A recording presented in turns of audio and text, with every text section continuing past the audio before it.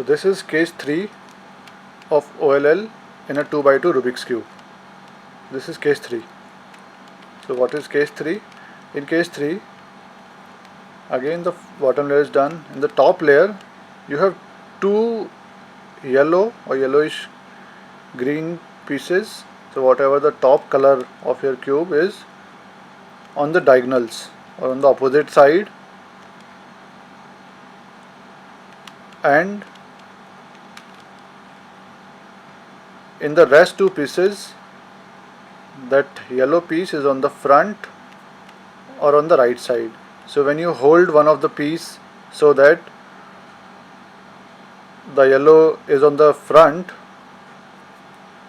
the rest, the fourth piece should have the yellow on the right side. So if you hold it like this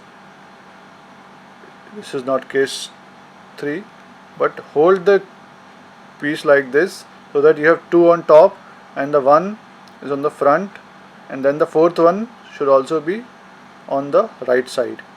This is case 3. Now how to solve this? You have to do F R U prime R prime U prime R U R prime and F prime. So see, after doing this also got solved. This is OLL solved.